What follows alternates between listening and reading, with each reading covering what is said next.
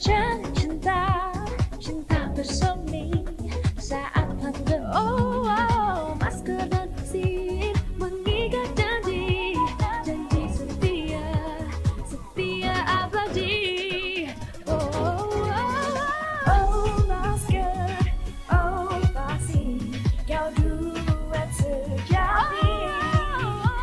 Ayo masker, ayo vaksin, tiada yang dapat merenggut sehatmu.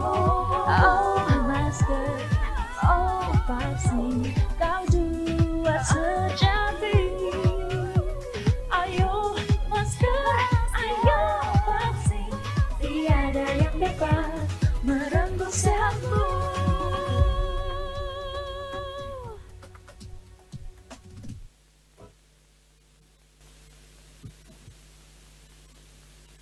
Assalamualaikum warahmatullahi wabarakatuh. Selamat sore, salam sejahtera untuk kita semuanya. Hari ini saya akan menyampaikan perkembangan penanganan COVID-19 di Indonesia yang terkini. Pertama-tama saya akan menyampaikan perkembangan COVID-19 di Indonesia. Saat ini kasus positif COVID-19 semakin meningkat.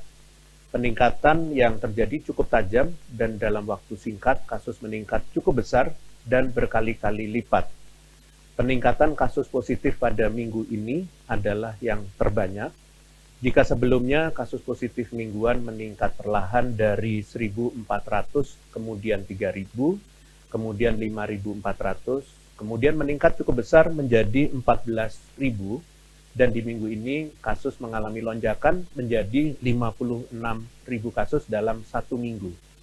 Jumlah ini meningkat 40 kali lipat dibanding dengan awal Januari. Bahkan, jika dilihat dari kasus positif harian, maka pertanggal 1 Februari kemarin, kasus harian telah mencapai 16.000 kasus. Lebih tinggi daripada penambahan harian pada gelombang pertama di bulan Desember 2020 lalu. Hal ini menjadikan positivity rate harian dari pemeriksaan antigen dan PCR telah mencapai 6 atau telah berada di atas standar WHO. Sebelumnya, positivity rate harian kita sempat konsisten berada di angka 0 sampai dengan 2. Tentunya kenaikan kasus positif ini sudah seharusnya menjadi peringatan bagi kita semua untuk kembali merefleksikan kedisiplinan kita terhadap protokol kesehatan. Penggunaan masker yang baik dan benar, rutin mencuci tangan, dan yang terpenting tidak bepergian ke tempat umum jika tidak mendesak harus mulai diterapkan kembali. Kabar baiknya, peningkatan kasus positif yang sangat tinggi tidak diikuti oleh peningkatan kematian yang sama tingginya. Meskipun kematian meningkat 14 kali lipat dibandingkan tanggal 1 Januari lalu, namun jumlahnya masih jauh lebih sedikit dibandingkan kematian pada gelombang pertama di akhir 2020 lalu. Dengan jumlah kasus positif yang sama, nyatanya kematian harian pada saat ini berjumlah 28 kematian, sedangkan pada gelombang pertama lalu, kematian mencapai hingga lebih dari 300 orang dalam satu hari.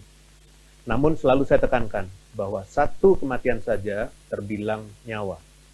Mulai bertambahnya kematian ini menjadi pengingat bahwa meskipun sebagian besar pasien relatif dapat sembuh, namun virus ini masih menjadi ancaman pada kelompok rentan seperti lansia dan pasien dengan komorbid. Kenaikan pada bor atau keterisian tempat tidur juga mulai terlihat seiring dengan kenaikan kasus. Rata-rata bor rumah sakit rujukan di tingkat nasional sebesar 13,89% dengan DKI Jakarta sebagai penyumbang tertinggi, yaitu mencapai 52%, disusul Banten 22%, dan Jawa Barat 16%. Kabar baiknya, sebanyak 30 provinsi di Indonesia masih dapat mempertahankan bor di bawah 10%. Pemerintah mengantisipasi lonjakan pasien positif yang membutuhkan perawatan rumah sakit dengan meningkatkan jumlah tempat tidur untuk pasien COVID hingga mencapai total 10.996 tempat tidur di ruang isolasi dan ICU rujukan. Angka ini dapat dioptimalkan dengan mengkonversikan hingga 40 kali dan kebutuhannya bertambah di kemudian hari. Hal ini penting untuk menjadi fokus kita saat ini adalah dua hal. yaitu mencegah agar tidak tertular dan menangani pasien positif sebaik mungkin agar segera sembuh. Jika dilihat dengan tren kematian yang jauh lebih sedikit dibandingkan dengan tren pada gelombang pertama dengan jumlah kasus positif yang sama, maka dapat diartikan sebagian besar kasus positif yang ada memiliki peluang yang besar untuk sembuh. Bahkan pada pasien positif Omikron, 90 mengalami gejala ringan dan asimptomatik atau tanpa gejala. Untuk itu, pemerintah berkomitmen untuk terus mengupayakan peningkatan kesembuhan bagi pasien COVID-19. Pemerintah memastikan kesediaan tempat isolasi maupun karantina bagi pasien positif akibat transmisi lokal maupun PPLN yang mencukupi. Saat ini terdapat total 7.894 tempat tidur di Wisma Atlet Kemayoran untuk PPLN bergejala ringan dan sedang, dan total 5.796 tempat tidur di Wisma Atlet Pademangan, dan 1.566 tempat tidur di Rusun Penggilingan untuk PPLN tanpa gejala. Total ada 444 tempat tidur di 6 rumah sakit rujukan untuk PPLN gejala berat, dan total ada 663 tempat tidur di 6 hotel dan tempat isolasi terpusat untuk PPLN tanpa gejala dan gejala ringan. Serta total lebih dari 76.000 tempat isolasi terpusat di seluruh Indonesia. Selain itu, untuk pasien positif yang sedang isolasi mandiri, Kementerian Kesehatan menyediakan layanan telekonsultasi dan paket obat gratis yang dapat diakses melalui isoman.kemkes.go.id bekerjasama dengan 17 platform telemedicine, dan obat gratis yang didapatkan pasien berupa paket A untuk pasien tanpa gejala, terdiri dari multivitamin C, B, E, dan zinc sebanyak 10 tablet, serta paket B untuk pasien bergejala ringan, terdiri dari multivitamin C, B, E, dan zinc 10 tablet, favipiravir 200 mg 40 kapsul, atau molnupiravir 200 mg 40 tablet, serta paracetamol 500 mg jika dibutuhkan. Untuk masyarakat yang memiliki keterbatasan akses pada telepon genggam dan internet, dapat melaporkan kasus positif atau kontak erat pada puskesmas setempat untuk dapat diberikan pemeriksaan PCR gratis untuk kontak erat. Konsultasi seputar gejala dan konsumsi obat COVID dapat dilakukan juga secara manual dengan petugas puskesmas di tempat tinggal masing-masing. Seperti yang saya sampaikan pada minggu lalu, bahwa kita harus berupaya semaksimal mungkin dalam 2 minggu kasus dapat ditekan menjadi lebih rendah. Sudah berjalan 1 minggu, namun nyatanya kasus malah meningkat lebih tinggi lagi. Untuk itu, saya kembali ingatkan kepada seluruh pemerintah di masing-masing daerah, terutama yang menjadi penyumbang terbesar kasus positif, untuk dapat mengevaluasi penanganan COVID di wilayahnya. Lakukan penyesuaian pengaturan kegiatan masyarakat apabila diperlukan. Tentunya kita berharap minggu depan dapat mulai terlihat perkembangan yang lebih baik. Selanjutnya, saya akan menjelaskan terkait alat uji diagnostik COVID-19.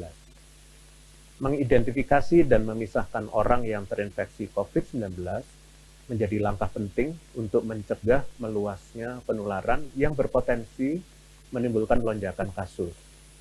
Dalam rilisnya, WHO dan CDC menyebutkan bahwa PCR sebagai salah satu alat deteksi masih mampu mendeteksi virus COVID-19 apapun variannya. Termasuk di Indonesia, kembali saya tegaskan bahwa sampai saat ini PCR yang beredar masih efektif untuk mendeteksi orang yang positif COVID-19.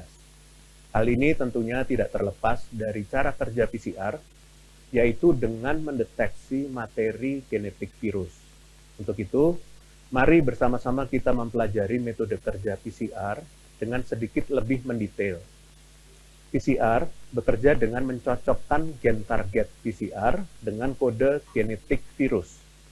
Kode genetik virus ini ada yang mudah berubah karena terjadi mutasi, ada yang cenderung tetap. Contoh kode genetik virus yang mudah berubah adalah gen S yang menjadi spike atau tangan-tangan virus. Sedangkan gen yang cenderung tetap misalnya adalah gen E dan N. PCR dapat terdiri dari satu atau lebih gen target. Namun, sejak awal pandemi, PCR dengan satu target gen yaitu gen S saja sudah tidak direkomendasikan oleh WHO untuk digunakan. Mengingat gen S sangat mudah berubah. WHO merekomendasikan penggunaan PCR dengan lebih dari satu target dengan target gen yang cenderung tetap. Varian Omicron merupakan salah satu varian dengan perubahan pada gen S yang sangat besar. Sehingga dengan PCR yang sudah beredar, gen S pada varian Omicron tidak dapat terdeteksi. Oleh sebab itu, apabila digunakan PCR dengan lebih dari satu target gen yang salah satunya adalah gen S, hasil yang dimunculkan adalah gen S tidak terdeteksi, sementara gen lain tetap terdeteksi. Sebagai contoh, apabila PCR menggunakan target gen S, N, dan E, maka gen S tidak akan terdeteksi, gen N terdeteksi, dan gen E terdeteksi. Hasil yang demikian disebut sebagai S-Gene Target Failure atau SGTF. Meskipun demikian, PCR tidak dapat mengenali keseluruhan kode genetik virus satu persatu, sehingga PCR tidak dapat pula mengenali atau membedakan varian virus. Oleh sebab itu, hasil SGTF pada PCR tidak dapat menjadi kesimpulan identifikasi suatu varian dan harus dilanjutkan dengan whole genome sequencing atau WGS. Cara kerja WGS berbeda dengan PCR. Apabila PCR hanya dapat mengenali gen yang menjadi targetnya saja, WGS dapat mengurutkan kode genetik virus satu persatu secara keseluruhan, dari awal hingga akhir. Hanya dari kode genetik utuh tersebut varian dapat dikenali dan dibedakan. Sementara itu, saat ini sudah muncul salah satu jenis varian Omicron yang disebut sebagai BA2. Omicron BA2 bukanlah varian baru dan masih masuk sebagai varian Omicron. Selain BA2, terdapat 3 jenis varian Omicron lainnya, yaitu B11529, BA1, dan BA3. Yang berbeda adalah perubahan yang terjadi pada gen S Omicron lainnya. Tidak terjadi pada BA2, sehingga gen S pada BA2 masih terdeteksi oleh PCR dan tidak memunculkan hasil SGTF. Dengan kata lain, hasil PCR Omicron BA2 sama dengan varian lainnya meskipun BA2 merupakan varian Omicron. Sebagai kesimpulan, saya ingin mengingatkan kembali bahwa apapun varian yang beredar, hal yang terpenting untuk dilakukan adalah mengidentifikasi orang positif COVID-19 agar rantai penularan dapat diminimalisir. Dengan memutus mata rantai penularan, potensi lonjakan kasus dapat dicegah. Dalam hal ini, PCR masih efektif untuk mengidentifikasi orang yang positif COVID-19 apapun variannya. Sebagai penutup, saya akan menjelaskan update kebijakan yang tengah dilakukan oleh pemerintah. Pertama-tama dari sisi kebijakan perjalanan luar negeri, berdasarkan evaluasi dan hasil rapat terbatas, pemerintah telah melakukan penyesuaian aturan karantina melalui surat edaran Satgas nomor 4 tahun 2022 dan SK Kasatgas nomor 4 tahun 2022. Durasi karantina bagi pelaku perjalanan luar negeri diberlakukan 5 kali 24 jam bagi yang sudah vaksin dosis lengkap dengan pemeriksaan PCR kedua pada hari keempat karantina dan 7 kali 24 jam bagi yang baru menerima vaksin dosis pertama dengan pemeriksaan PCR kedua pada hari ke-6 karantina. Sementara itu, syarat PCR sebelum kedatangan berlaku 2 kali 24 jam. Hal ini didasarkan pada pertama, hasil monitoring dan evaluasi pelaksanaan karantina di berbagai negara. Yang kedua, hasil monitoring dan evaluasi pelaksanaan karantina di Indonesia. Yang ketiga, rekomendasi para pakar lintas disiplin. Yang keempat, rekomendasi strategi multi-layer WHO terkait perjalanan internasional dengan upaya pencegahan berlapis entry dan exit test serta monitoring ketat distribusi varian Omicron dengan SGTF dan WGS. Dan berikutnya adalah publikasi ilmiah terkini terkait masa inkubasi rata-rata virus COVID-19 termasuk varian Omicron. Kedua, dari hasil kebijakan dalam negeri, pemerintah kembali memperpanjang pemberlakuan pembatasan kegiatan masyarakat atau PPKM di Indonesia melalui Instruksi Menteri Dalam Negeri atau Inmendagri nomor 6 tahun 2022 untuk wilayah Jawa dan Bali yang berlaku dari tanggal 1 Februari sampai dengan 7 Februari, serta Instruksi Mendagri nomor 7 tahun 2022 untuk wilayah di luar Pulau Jawa dan Bali yang berlaku dari tanggal 1 Februari sampai dengan 14 Februari. Namun melihat perkembangan situasi COVID-19 yang mengalami peningkatan dalam beberapa hari terakhir, pemerintah memutuskan ke depannya untuk menyesuaikan indikator PPKM dengan mempertimbangkan indikator kepenuhan rawat inap di fasilitas kesehatan.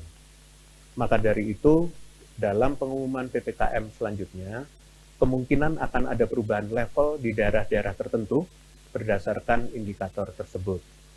Selama masa transisi, yaitu 2 minggu ke depan, akan tetap digunakan asesmen yang telah diumumkan dalam Instruksi Mendagri nomor 6 dan 7 tahun 2022, dan berdasarkan asesmen kondisi COVID-19 di masing-masing daerah, maka diputuskan bahwa DKI Jakarta, yaitu Kepulauan Seribu, Jakarta Barat, Jakarta Timur, Jakarta Selatan, Jakarta Utara, dan Jakarta Pusat masuk kriteria level 2 pada saat ini.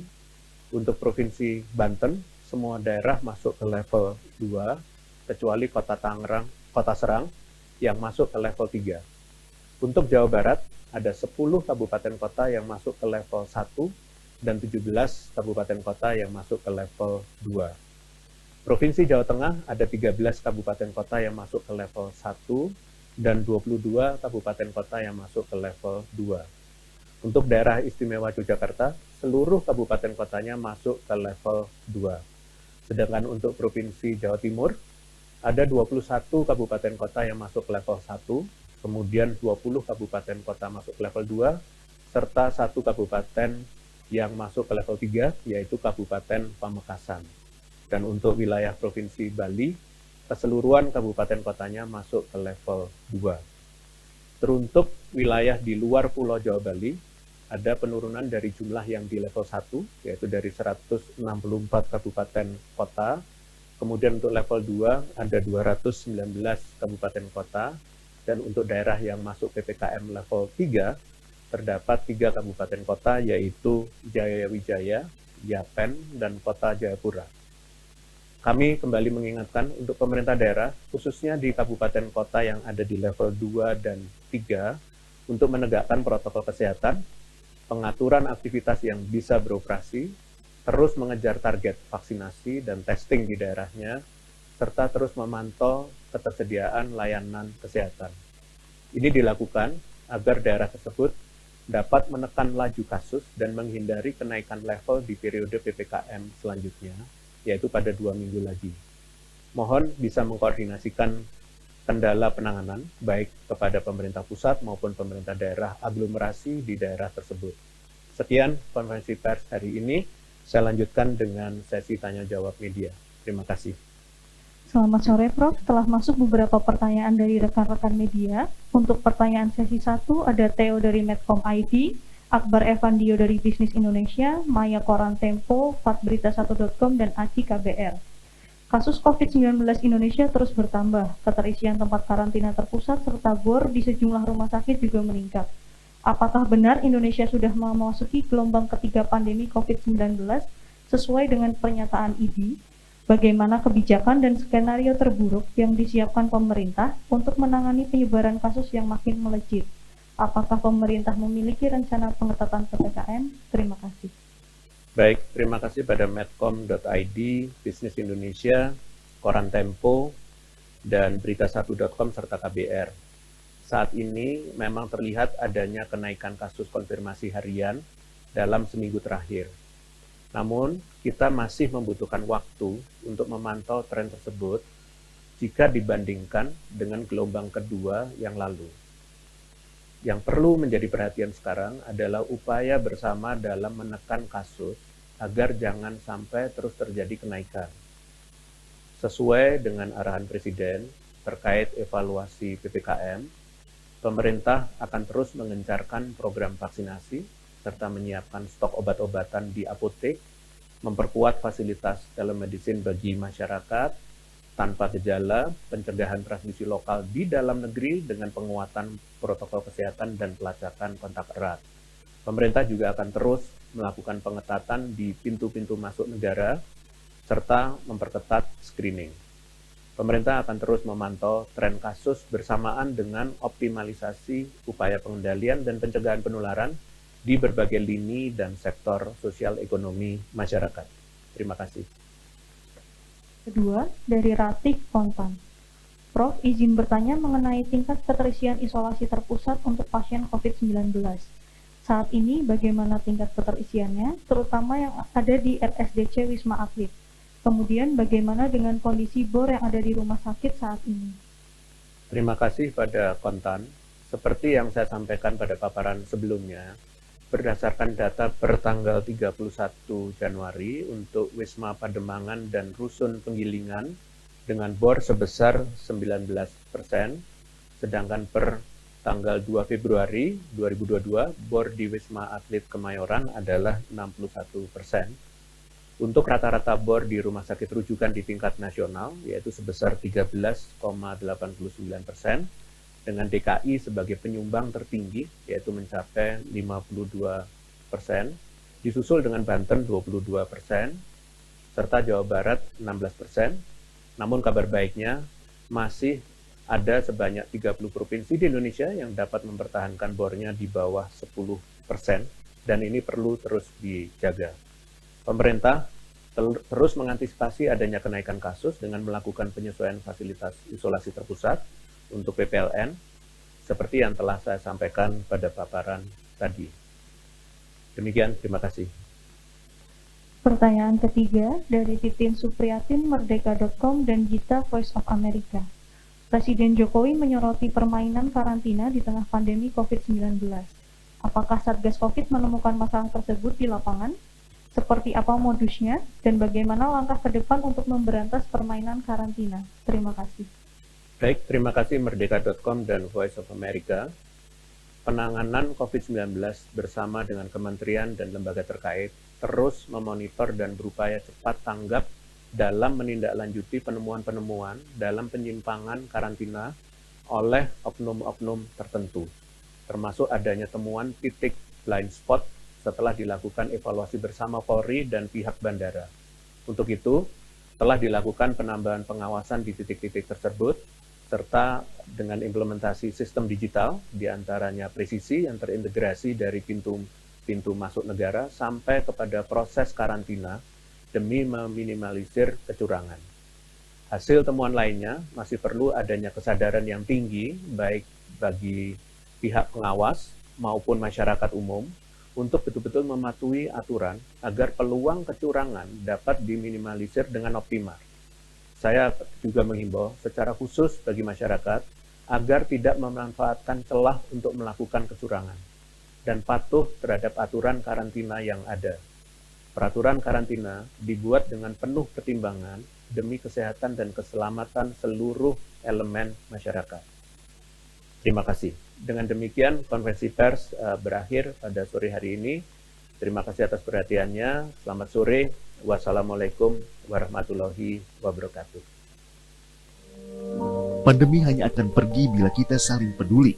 Sebab bila tidak, gelombang baru datang dan pergi. Berani mengingatkan orang lain untuk lindungi diri, saling jaga, mau menerima dan rela memberi. Kencangkan lagi maskermu. Kurangi mobilitas dan hanya untuk yang perlu. Rutin olahraga dan vaksinasi lengkap demi imunitasmu. Kita percaya, kita pasti bisa.